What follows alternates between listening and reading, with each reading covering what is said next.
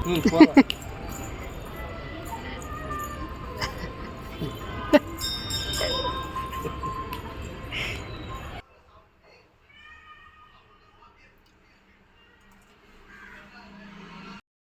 Friends, இன்றைக்கி ஒரு குட்டி விலாக் பார்க்கலாமா? Sunday to Sunday. ஆக்சுவலாக இந்த சண்டே இது முடிஞ்சு போன சண்டே வந்து உமன்ஸ் டே. தென் அதுக்கு முன்னாடி இருக்க சண்டேவும் சேர்த்து நான் விலாகை வந்து போஸ்ட் பண்ணியிருக்கேன். நிறைய பிளான் இருந்துச்சு போன சண்டே. 2 பிளேஸ்க்கு போகலாம் அப்படின்னு பிளான் இருந்துச்சு. ஆனால் வந்துட்டு 2 பிளேஸ்க்குமே போன வாரம் நாங்கள் போகவே இல்லை. ரொம்ப டயர்டாக இருக்குது இந்த வாரம். அதனால் வந்துட்டு கொஞ்சம் ஒர்க்கில் ப்ரெஷர்லாம் அதிகமாக இருந்தது, வேணான்னு சொல்லிட்டாங்க. கொஞ்சம் ரெஸ்ட் எடுக்கணும், அடுத்த வாரம் வந்துட்டு நம்ம போகலாம், அந்த பிளான்லாம் வச்சுக்கலாம் அப்படின்னு சொல்லிட்டாங்க. சரின்னு சொல்லிட்டு அப்படி வீட்டில் இந்த வாட்டி அந்த சண்டே வந்து அப்படியே வீட்லேயே போயிடுச்சு. அப்படியே ஜாலியாக எப்பயும் போல் காலைல பிரேக்ஃபாஸ்ட்டு, அப்புறம் லஞ்சுக்கு நான்வெஜ்லாம் சமைச்சு சாப்பிட்டுட்டு அப்படியே போயிடுச்சு. அதுக்கப்புறம் உமன்ஸ் டே இந்த வாரம் சண்டே இருக்கு இல்லையா, அப்போ வந்து ஒரு பிளேஸ்க்கு போனோம். அன்றைக்கும் பார்த்திங்கன்னா 2 பிளேஸ் பிளான் பண்ணியிருந்தோம். ஆனால் ஒரு இடத்துக்கு மட்டும்தான் போனோம். அதுலேயும் பாதி பிரிச்சாச்சு. சரி, இந்த பிளேஸ் வந்து நெக்ஸ்ட்டு சண்டே போகலாம் அப்படின்னு. இந்த சண்டே வந்து கண்டிப்பாக அது என்ன பிளேஸ்னு உங்களுக்கு போஸ்ட் பண்ணுறேன். ஏன்னா அந்த பிளேஸ்லாம் வந்துட்டு ஒரு ஜான்வரி, இப்போ வந்து பிப்ரவரி, மார்ச் இந்த டைமில் போனால் தான் உண்டு. ஆனால் மார்ச்லேயுமே இப்போ அந்த பிளேஸ் எப்படி இருக்குன்னு தெரியாது, கொஞ்சம் நல்லாயிருக்குமா என்ன. ஜான்வரி பிஃப்டில் போனால் தான் கரெக்டாக இருக்கும். அப்படி ஒரு பியூட்டிஃபுல்லான பிளேஸ் பெங்களூரில் நிறைய இருக்குது. அந்த மாதிரி எங்களுக்கு பக்கத்தில் வந்துட்டு ஒரு அந்த பிளேஸ் இருக்கனால அதில் வந்துட்டு போகலான்னு பிளான் பண்ணியிருக்கோம். நான் பெங்களூர் வந்துலேருந்து கேட்டுட்ருக்கேன் போகணுன்னு. இந்த வாட்டி வந்துட்டு கண்டிப்பாக போகிறோம் அப்படின்னு சொல்லிட்டு நான் கேட்டு வந்து இந்த பிளேஸ்க்கு வந்துட்டு போக போகிறேன். நெக்ஸ்ட் வீக் நான் வந்துட்டு என்னோடய ப்ளாகில் ஷேர் பண்ணுறேன். சூப்பராக இருக்கும். தென் போன சண்டே வந்துட்டு அஸ் யூஷுவல் எப்பயும் போல் தான் நான்வெஜ் டேவாக அன்றைக்கி. நானாக வந்துட்டு இந்த வாட்டி சிம்பிளாக தான் நாங்கள் நான்வெஜ்லாம் பிளான் பண்ணியிருந்தோம். காலையில் பார்த்திங்கன்னா அந்த எப்பயும் போல் கொஞ்சம் வெஜிடபிள்ஸ்லாம் வாங்கி ஃப்ரிட்ஜில் ஸ்டோர் பண்ணி எல்லாமே பண்ணி வச்சாச்சு.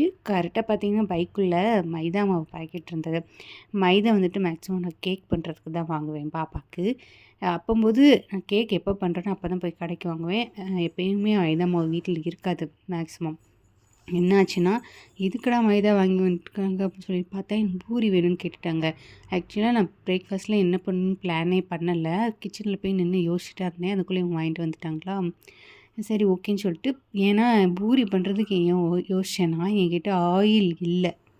ஆயில் ரொம்ப ரொம்ப கம்மியாக தான் இருந்தது. நானும் வந்துட்டு கொஞ்சம் பூரிலாம் ஒரு 1, 2 சாப்பிடுவேன், அவ்வளோதான்.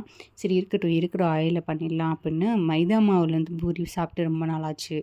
என் ஹஸ்பண்டுக்கு வந்துட்டு மைதா மாவில் பூரி சாப்பிட்டா தான் பிடிக்கும்.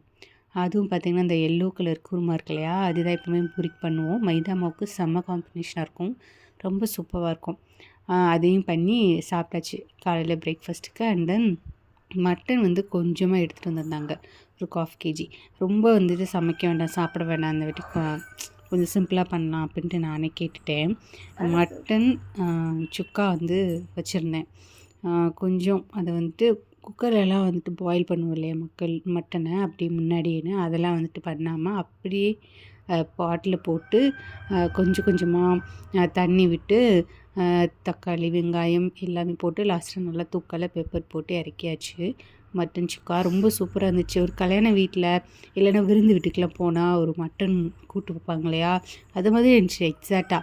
இவ்வளோ நாள் நான் வைக்காமல் போயிட்டேனே அப்படிங்கிற மாதிரி ரொம்ப ஃபீலிங்கஸ் ஆகிடுச்சு. அப்புறம் பார்த்திங்கன்னா இந்த குருமா பார்த்திங்கன்னா ரொம்ப சூப்பராக இருக்கும் காம்பினேஷன், ரொம்ப ஈஸி.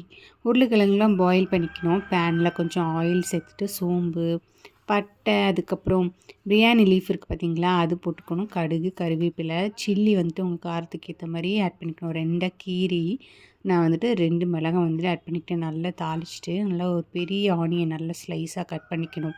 நல்லா தின்னாக நல்லா ப்ரௌனிஷாக வர வரைக்கும் நல்லா இது பண்ணிவிட்டு, தக்காளியெல்லாம் தேவை கிடையாது.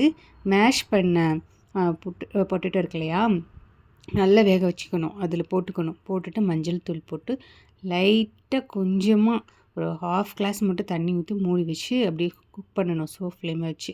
அப்படியே கெட்டியாக வரும் பூரி மசாலா, சூப்பராக இருக்கும். இந்த பூரி மசாலா நான் என்ன பண்ணுவேன்னா நல்லா மேஷ் பண்ணிடுவேன். நிறைய பேர் வந்து பார்த்திங்கன்னா அப்படியே முழுசாக உருளைக்கிழங்கு சாப்பிட்றதுக்கு ரொம்ப பிடிக்கும். எங்கள் வீட்டில் இருந்துட்டு யாரும் சாப்பிட மாட்டாங்க. நல்லா மேஷ் பண்ணிட்டு நல்லா கொல கொலன்னு இருந்தால் தான் சாப்பிடுவாங்க. கொஞ்சம் கடிக்கிற மாதிரி இருந்தால் உருளைக்கிழங்கு அந்த அளவுக்கு எடுத்துக்க மாட்டாங்கனால நல்லா மேஷ் பண்ணுவேன். டேஸ்ட் வந்து அடிப்பொலியாக இருக்கும். தேவையான சால்ட்டு எல்லாமே போட்டுக்கிட்டிங்கன்னா நல்ல காரமாக வச்சுன்னா ரொம்ப நல்லாயிருக்கும். கடைசியாக கொஞ்சமாக வந்துட்டு கொத்தமல்லி தழை தூவிட்டு இந்த குருமா வந்து இறக்கிடணும். அவ்வளோதான். பூரிக்கெலாம் நல்லாயிருக்கும். எனக்கு பூரிக்கு வந்துட்டு இவ்வளோ தான் எண்ணெய் இருந்துச்சு. அதுக்கேற்ற மாதிரி பூரி வந்துட்டு குட்டி குட்டியாக நான் வந்து ரோல் பண்ணி போட்டுக்கிட்டேன். பூரிக்கு மேக்ஸிமம் நான் எதுலேயுமே பேக்கிங் சோடா யூஸ் பண்ண மாட்டேன். இப்போ வந்துட்டு வடை போடலனாலும் இந்த சோடாலாம் போடுவாங்க இல்லையா, அதெல்லாம் யூஸ் பண்ண மாட்டேன். புளிச்ச தோசை மாவு இருக்குது பார்த்தீங்களா, அதுதான் வந்துட்டு போடுவேன்.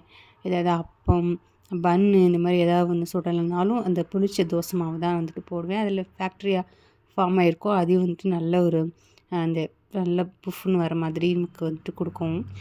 நான் வந்துட்டு இந்த வாட்டி என்ன பண்ணேன்னா, நம்ம தேவை கிடையாது பூரி மாவுக்கு. நல்லா பிசைஞ்சு கொஞ்ச நேரம் சைடில் நல்லா எண்ணெயெல்லாம் ஊற்றி ஊற வச்சா போதும்.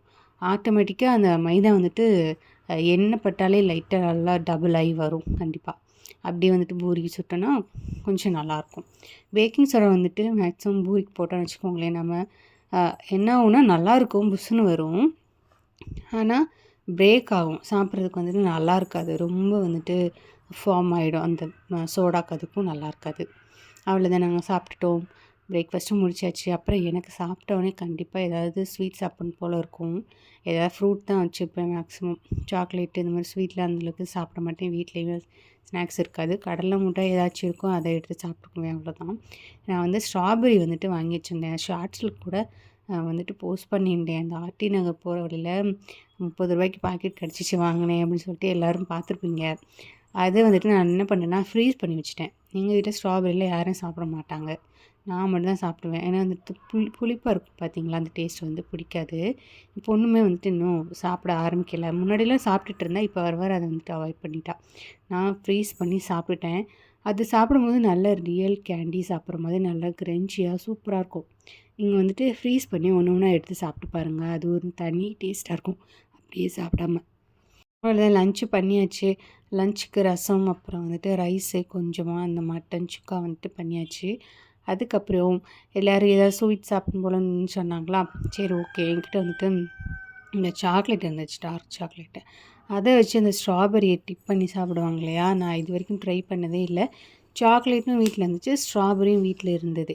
சரி, இதை செஞ்சு பார்க்கலாம், கண்டிப்பாக இன்றைக்கி எப்படி இருக்குன்னு பார்க்கலான்ட்டு பார்த்தேன். டார்க் சாக்லேட் ஒன்று வந்துட்டு வச்சுருந்தேன். இது ரொம்ப நாள் வாங்கி அப்படியே கிடந்தது, சாப்பிடவே இல்லை. சரி அப்படின்னு சொல்லிட்டு இப்போ தான் ஞாபகம் வந்தது. சண்டே வந்துட்டு நான்வெஜ் சாப்பிட்டோன்னா அந்த சாக்லேட் எடுத்து சாப்பிட்லான்னு நினச்சேன். ஸ்ட்ராபெரி வேறு இருந்ததுங்களா, அதை வந்துட்டு ஒரு கிண்ணத்தில் டபுள் பாயிலிங் மாதிரி பண்ணி, அப்புறம் அந்த நல்ல ஃப்ரோஸான ஸ்ட்ராபெரியை வந்துட்டு போட்டு அதை வந்துட்டு மிக்ஸ் பண்ணி அதை வந்துட்டு சாப்பிட்ருந்தோம். நல்லா இருந்தது. நீங்களும் வந்துட்டு வீட்டில் ஸ்ட்ராபெரிலாம் இருக்குது அப்படின்னா ட்ரை பண்ணி பாருங்கள். நான் வந்து டார்க் சாக்லேட் போட்டேன். இது கொஞ்சம் டார்க் சாக்லேட்னாலே மேக்ஸிமம் கொஞ்சம் கசக்கும். இது வந்துட்டு அவ்வளோவா நல்லா இல்லை சாப்பிட்றதுக்கு. நீங்கள் நார்மலான சாக்லேட் இருக்கும் பார்த்தீங்களா, நல்லா அதிகமாக கொக்கோ இல்லாமல், கொக்கோ பர்சன்டேஜ் கம்மியாக இருக்க மாதிரி, அதெல்லாம் வந்துட்டு வாங்கி போட்டு இந்த மாதிரி வச்சு சாப்பிட்டிங்கன்னா ரொம்ப நல்லாயிருக்குங்க. சாப்பிட்றதுக்கு ட்ரை பண்ணி பாருங்கள். இந்த மாதிரி யார் நான்வெஜ்லாம் சாப்பிட்டதுக்கப்புறம் ஸ்வீட்லாம் சாப்பிட்ணுன்னா இது கொஞ்சம் நல்ல ஹெல்த்தியான வே தான். அவ்வளோதான், இந்த சண்டே இதோட முடிஞ்சுதுங்களா. அதுக்கப்புறம் இப்போ முடிஞ்ச சண்டே விமென்ஸ் டே அன்னைக்கு. ஆக்சுவலி எனக்கு அன்னைக்கு விமென்ஸ் டேனே தெரியாது, நான் நோட் பண்ணவே இல்லை. கரெக்டாக நான் வந்துட்டு கோவிலுக்கெலாம் போகலாம், கோவிலுக்கு தான் போகிறோம். எங்கன்னா ஹல்சூர் இருக்கு இல்லையா, அங்கே வந்து சுப்பிரமணியா டெம்பிள்னு ஒன்று இருக்குது. எனக்கு தெரியாது, ஹஸ்பண்ட் தான் சொன்னாங்க. நான் என்ன நார்மலாக மல்லேஸ்வரம் டெம்பிளுக்கே போகணுன்னு பிளான் பண்ணியிருந்தேன்.